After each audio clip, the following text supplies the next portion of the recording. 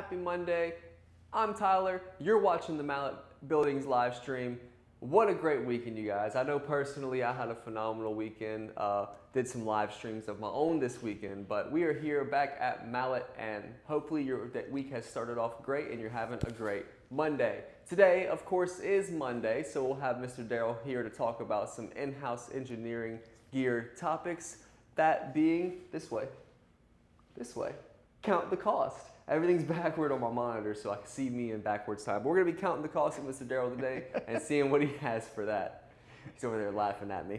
As always, $500 off your Mallett building if you are a healthcare worker, first responder, military personnel, or a teacher and or educator. This is just our way of saying thank you. We appreciate what you do. We consider it giving back to our community. So we want to do our part and give back to you however we can. Thank you for what you do and making our community better. Speaking of giving money back, Tiger Cash. If you comment cash on a video just like this, you can receive $1,000 off your elite or signature building when you purchase your next Mallett. Now, this does not apply to specials or promotional prices, but comment cash and with your next Mallett building, with those two exceptions, you will receive an additional $1,000 off. It's our way of saying thank you for tuning into the content. And if you fall into one of these categories, that's an additional $500 off, making it $1,500 going back into your pocket, and you get a Mallett building. Happy Monday, Mr. Tim. Thank you so much for tuning in. We always love to see you on the stream. We get worried when you're not there. Moving right along, where's Mallett? This week we have 87 active jobs going on, and I grabbed this first thing this morning so I can actually guarantee this number is a little bit higher than it is here. But so far we have 87 nice color-coded jobs. I'm loving this color coding. It makes the OCD in me very happy. Moving along, Louisiana, we have 69 jobs between Greensboro, Eunice, Thibodaux, Rain, Rodessa, Church Point, Baton Rouge, Reeves, Lake Charles, Florine, Lockport. The list goes on and on. But as you can see, we are flooding the whole west and south side of Louisiana. How cool is that, you guys? I just love seeing all those little markers there. Moving along, Texas, we got 16 active jobs going on. Now, we're in Crosby, Port Neches, San Leon, Waller, China, not that China, but this China, Vidor, Dayton. Again, the list goes on and on. We're going throughout Texas as well. Now, November specials and promotions, the fun stuff, you guys. Mallett Classics are on sale this month only. We're having a good special on our 30 by 30 by 12 with a 30 by 20 gable extension just in time for the holidays by the time the building is built. 26 gauge metal standard, 512 roof pitch, 2 by 12 headers, 2 by 8 scissor trusses rated for 170 miles an hour. Third party inspected trusses, we mentioned that last week. We had the interview with the truss inspector himself. Mallett cable lock system, that's going to be the aircraft cable, 1/8 inch that goes from post to post in a diagonal, horizontal, and vertical pattern all throughout. We showed you a little bit of a grid about that last week, but that's going to help with uplift control. So if you have a malfunction in a door, window, roll-up door, anything like that, that wind's going to come in like a parachute and want to take that building away. We don't want that to happen to your building, so that's where the Mallett cable lock system comes into play. But that's going to help keep the building down because the wind is going to have to take the weight of the slab and the building, and chances are that's not going to happen. So moving along, concrete under every post, and that concrete is all 4,000 4-inch PSI, 4,000 PSI concrete. Ground protection is going to have skirt board guards, a 4-year workmanship warranty. #1 MCA ground treated kiln dried lumber is all we use here at Mallett. And we have in-house engineering, as you're going to see here soon. But that's special #1, so keeping the same specs but bigger building, we're going to go to special 2 at a 30 by 50 by 12 with a 30 by 24 gable extension. A little bit bigger building, a little bit bigger gable, so more room to converse, hang out, and all those fun things. That's going to be for $44,999. Again, it's a 30 by 50 by 12 with a 30 by 24 gable extension. And the last of the classic layout for this month, same specs, which is going to be for $69,999. You're going to get a 40 by 60 by 12 with a 40 by 30 gable extension. Huge, huge savings, huge amount of space, huge deal. Definitely check that out. This ends at the end of November, and in these specials, all these will no longer be here. Only for November. Then we'll have something new for you in December. So don't wait. Don't wait. There is more, but don't wait. Moving along, the Rival Series is the newest part of the lineup. Now, you may have seen this. We've had a lot of questions. It is Mallett built, but it is not a Mallett building. What does that mean? This is what our competitors try and sell and say it's a Mallett building, but it's not a Mallett building. It doesn't come with the 26 gauge metal. It doesn't come with the 2x8 scissor trusses. It doesn't come with the Mallett cable lock system. But if price is your number one concern and you say, well, I don't need all that, well, we still want to be able to give you a building and give you the best quality service possible. And we are the best builders in the country because we've been doing this for 27 years and we've learned a thing or two. And though it may not have all the perks of a Mallett building, we can still have it be built by Mallett for you. So for $18,999, you can get a 30 by 30 by 12 Rival Series building. Bare bones, good system. Which day is Barn Dough Day?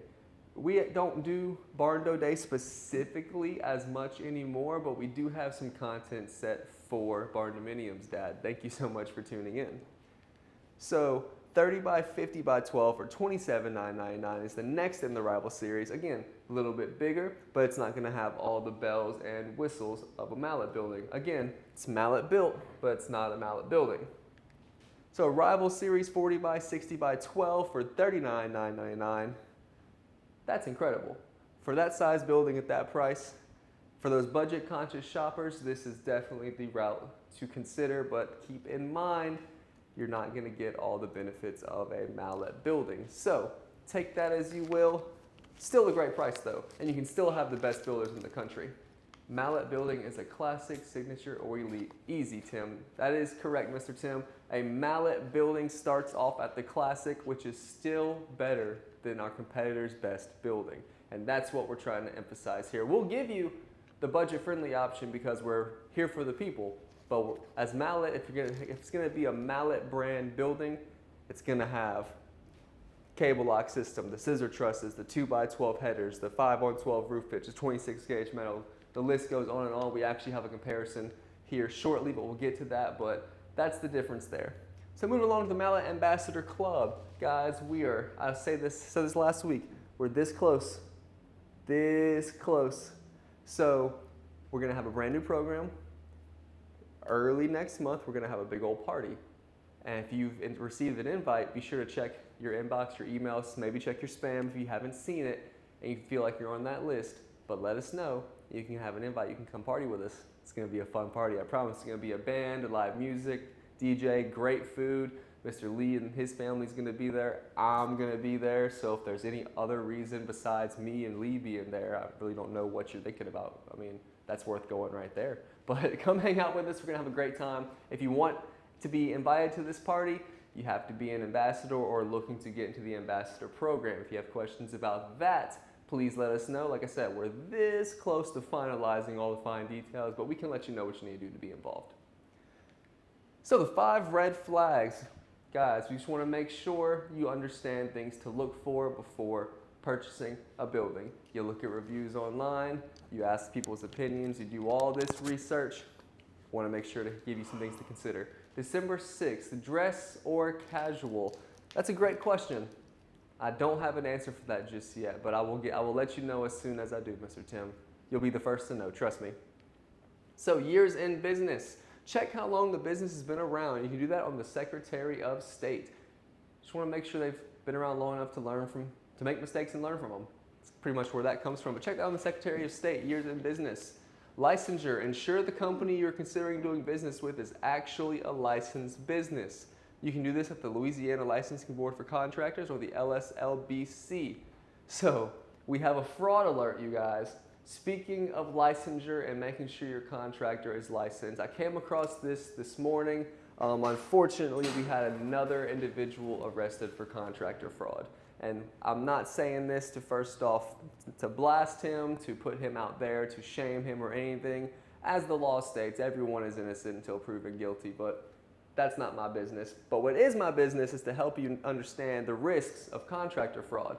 Now, Mr. Davis here was convicted of contractor fraud recently in the Baton Rouge area. According to the report, a victim had paid him about $11,600 in December of 22 to do roof work at a camp. They said that the money was paid through 3 separate checks, but work never began. According to investigators, they also did a search on the Louisiana Board of Contractors, as we suggest all of you do, and they discovered that he was not a licensed contractor. As Mr. Lee says, individuals are required to have a license if they're completing home improvement projects that cost starting at $7,500. So, this is the reason why we always say check if they have a license and check if they have contractor violations. So, this individual was not licensed, but he violated the law and stole about $12,000 from this one individual. That's what we know about. There could be more. Who knows, but this is things to be weary of when considering who you're going to build with. So just keep that in mind moving forward. This happens, unfortunately, more often than it needs to, and this is the reason why we say to check the red flags. It's not to be rude, it's not to put people out there, it's not to put shade on people, it's simply to say this could happen to people who aren't well studied, and we want you to do your due diligence. So, back to a positive note, contractor violations, we just talked about why that's so important. You can also check that at the LSLBC. Don't fall victim when they've already done it before. Due diligence, due diligence, due diligence. That's right, Mr. Tim. Reviews on the BBB and Google. Don't just take a company at their word. See what the public has to say. Guys, we encourage everyone to check out our reviews because it is the public's opinion. We can stand up here and tell you all day long how great we are and how all this and that, but the public is where that is really verified at. So check them out. We have over 600 between the BBB and Google. We are also A+ rated on the BBB. What's the difference in pouring concrete in the beginning, after framing before walls? So I'm super glad you asked that, Miss Ashley. Mr. Darrell, I'm gonna have him answer that when he's up here in a little bit. He'll be better versed on that. She's asking what's the difference in pouring the concrete in the beginning or after framing before the walls go up versus the end. Okay. So he'll be ready for that answer when he's up here. He'll be a lot more educated on that than I will. So hold your thought for just a second and stay tuned in, please. Thank you. Thank you for the question as well. So the last red flag is visit the contractor's facility. We want to make sure the people you're working with have a facility to visit. If they don't, it means they may not be here for the long haul.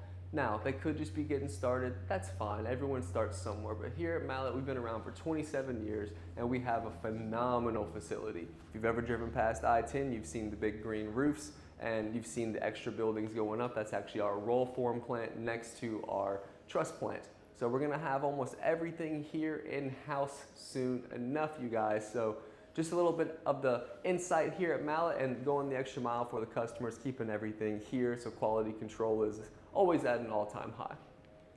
Now, why Mallett? This is what we were talking about earlier, where the Rival Series and the Mallett Classic stand head-to-head. So this is what's gonna come with any Rival Series and most competitors if they're even doing this much. So that's the 29 gauge steel, the 4-on-12 roof pitch, the 2x6 trusses, the common flat trusses at that. And the list goes on, number 2 lumber, things like this. But for just a little more, you get all of this included for this much more, because 26 gauge metal standard is definitely the better way to go. It's stronger, more durable, it's better with the elements. 5-on-12 roof pitch, it doesn't only just look good, it helps shed water and debris faster, extending the life of your roof.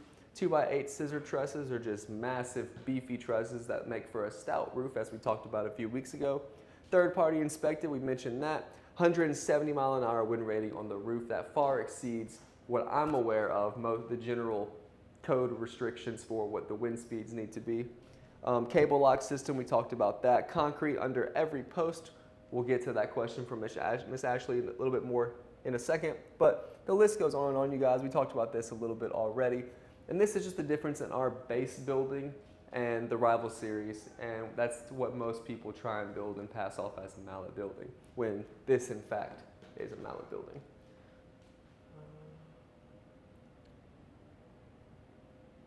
Mr. Tim's right. It comes back to due diligence. He's saying he spent a full year doing in-depth research before handing over his check for his home.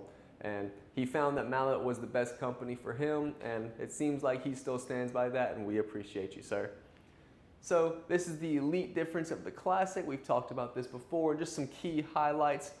With the Elite, you get an upgraded 6-inch slab with 4,000 PSI microfiber reinforced concrete with control joints. You get a continuous ridge vent system for ventilation, seamless gutter and gutter guards, as we talked about last week. You get the wainscot trim, 145 mile-an-hour base for the wind load rating, a 10-year workmanship warranty, and you get 9 foot on center as opposed to 10 foot on center for the post spacing. So even at our Classic, which is an amazing deal and amazing specs, the Elite just blows it out the water, which means it for sure blows everything else out there out the water. Something to keep in mind. But that's going to be it for me for the day. I'm going to turn it over to Mr. Darrell, our in-house engineer and resident joke expert. He says he's got something new for you guys, so we'll see what happens. And Miss Ashley, I believe he's going to answer your question as well.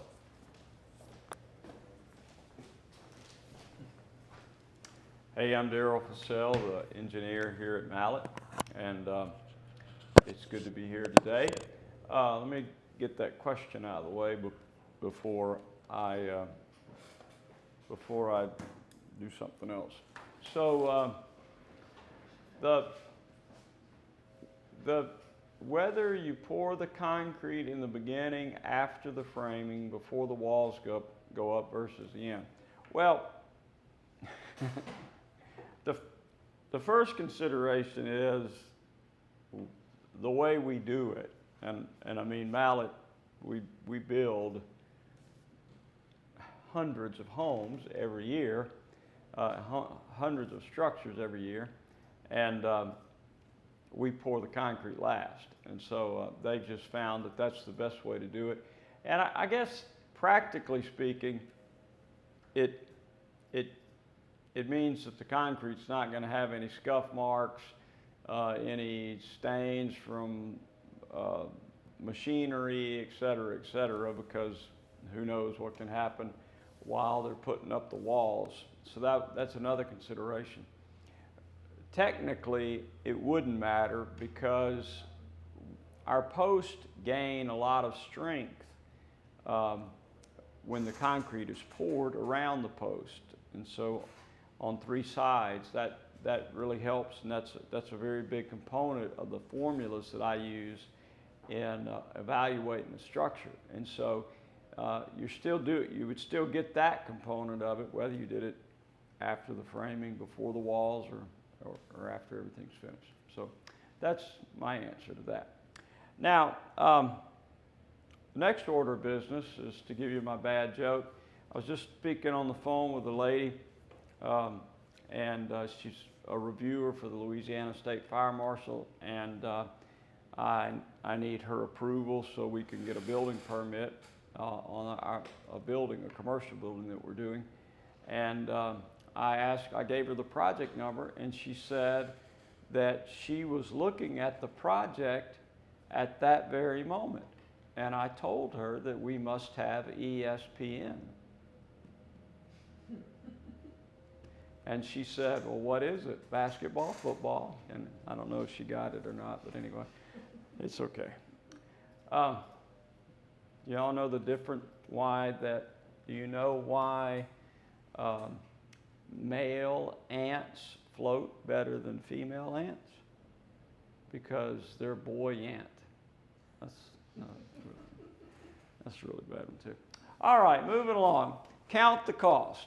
So I don't know if y'all knew it or not, but Jesus was a contractor.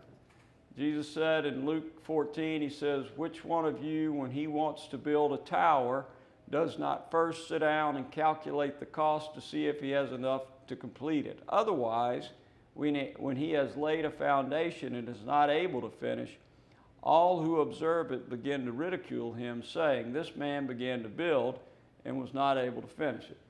And so y'all may not know that Jesus said something like that. And it's interesting to me. I'm a big Jesus fan, and I often think about Jesus, and he was a carpenter, And can you imagine when he cut an angle, how perfect it was? But he's talking about counting the cost, and it brings up a point that everybody that has participated in building a structure knows. When you get to the end, that's not when you count the cost. You need to count the cost before you start.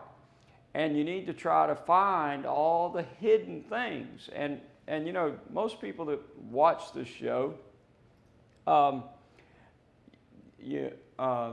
interested in building projects and do it yourself kind of projects and saving money. And you know, like the amount of money that you save if you go through the barndominium process with us compared to the cost of getting a contractor to do the whole thing. What a contractor would turnkey a barndominium, you know, it's thousands of dollars, maybe hundreds of thousands of dollars in this day and time. And so you understand that thing about counting the cost, and you've probably done, you know, you've gone through that little thing where you make a little spreadsheet, or maybe you do it by hand. I have a yellow tablet, and I don't mean a yellow little television. I mean an actual yellow tablet that I use. And so maybe you just do stuff by hand still. But and you make the list. This is going to cost this much. This is going to cost this much. You know, the Mallett building is going to cost this much, and then the interior build out is going to cost this much. The kitchen is going to cost this, bathrooms, whatever. Well, you just have to take everything into consideration when you're going through this process, because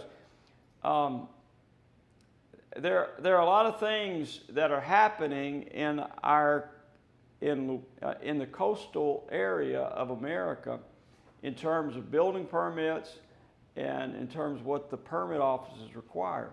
So I've shown you this slide before, but this map shows the special wind area, and it's locations where wind design is required. Well, if you notice this little colored area, that's basically where Mallett builds a lot of buildings. That's basically where most of the folks that are listening to this program live. And you know, this Gulf Coast region, you know, is a special wind zone area, and the wind speed, these lines, that's the 150 line, that's the 140 line, and that's the 130 mile an hour line. And so if you follow that around, that's a special wind area, according to the International Residential Code, the International Building Code. That's whether I like it or not, whether you like it or not, that's just the way it is. And this section of the International Residential Code says that if that map says it, or if your wind speed is 140 or greater, then you've got to do special stuff. So basically what this says is either if you're in that 130 line, or if you're not in that 130 line, but it's 140, which is kind of confusing, which is kind of the way code works. Anyway, you got to do special stuff. Now this is a letter that I wrote to try to keep for one of our clients from having to do some extra stuff. Now, in his case, his wind load was 127 miles an hour, but it wasn't 130. And so he wasn't required to do this extra stuff. But, and I guess the point of me showing you that is, you know, I'm not one of these engineers that just loves rules. I really don't like them. I really, at the root of me, I guess I get kind of aggravated because I believe in property rights. And I believe in, the rights of an individual, and sometimes it seems like these permit offices kind of tread on those rights a little bit, and that's kind of the way that's where I stand on it. But it doesn't matter. These are the rules that we have to live by. And so, but in this case, we were able to get by with it. And so I've shown you this before, that you can go to this website. It's called ATC Hazards. And if you type in ATC Hazards, you could type in your address or just the town that you live in, and it'll tell you what your wind speed is. And so that's just a blow up of where those lines were for. And so this guy ended up being over here, so he didn't have to do this extra stuff. And there it is again. So I just found this today. I wasn't even aware of it. So this just happened in August of this year. The state legislature in Louisiana passed this act called Act Number 239, and it says that any municipality or parish which issues a permit for construction shall do the following: permit and inspect all buildings other than 1 and 2 family dwellings for roof construction and re-roofing in compliance with the International Building Code. And at first it sounds like, well, that doesn't mean me, but then it says, it shall permit and inspect 1 or 2 family dwellings for roof construction and re-roofing in compliance with Chapter 8 and Chapter 9 of the IRC. So what it means is that building officials are now going to be required to inspect roofing projects. And if you know anything about residential construction, that's never happened before. Roofers do their work and they get paid by the client, and the permit office isn't involved other than maybe paying for the permit fee, but no inspections ever happen. But now it is happening. And then if you look into Chapter 9 of the International Residential Code, it says, it has these, if you do asphalt shingles,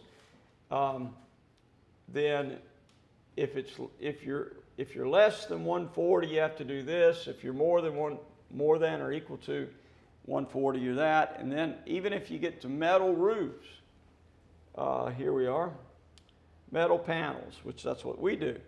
If you're less than 140 miles an hour, then you just have to put the metal panels in accordance with the manufacturer's installation. If you're greater than 140, greater than or equal to 140, or maybe if you're in that special wind area, then you have to put 2 layers of underlayment. Now, our buildings don't have underlayment. We have purlins, and the metal panels sit on the purlins. So what do you have to do? That means you have to put plywood on your Mallett building. Well, that's extra cost. And that's what I'm talking about, counting the cost. So, and you say, well, how could I know that? That's Mallett's job to know that. Well, here's the key. If you buy an accessory building from us, and then you build that accessory building and you get ready to turn it into a home, and you're in that particular area that calls for that stuff that I just said, then now you've got a roof that needs plywood and the roof's already built. So you have to count the cost ahead of time. So you have to, it's really better to just lay all the cards on the table when you come to Mallett and say, hey, I want to do a barn door. And just let it be known, because if you don't, it creates all kinds of problems. Chapter 9 is roof assemblies, and it's got something in there that says, well, that's an interrupting thing. That it says that you've got to funnel the water away from your slab when you do a roof. So it means you got to have gutters, which we have gutters as a part of our work. We install lots and lots of gutters. So what you can see from what I said is that the permit system is just getting to be more and more stringent. It's doing that all over the Gulf Coast. You know, we work in Louisiana and Texas primarily, and the Texas windstorm department, they have, if it's 140 miles an hour greater, then I have to check a box on the computer that says that the homeowner will provide plywood panels cut to the size that the windows are, that they can install, that they will install before a hurricane event. And so it's those kind of things that it's just becoming more and more stringent. And so that's why it's very important just to count the cost and realize that, hey, this could be a consideration. Because, you know, it's just like so many other things in life. You can ignore it all you want, but in the end, you will comply if you want to get your building built. And so it's better to just think about it first. Okay, well, that's our talk for today, and we'll see you next week. Oh, wait, I got to go to the next slide. Oh, that's not me. That's me. Never mind. Oh, sorry. See y'all later.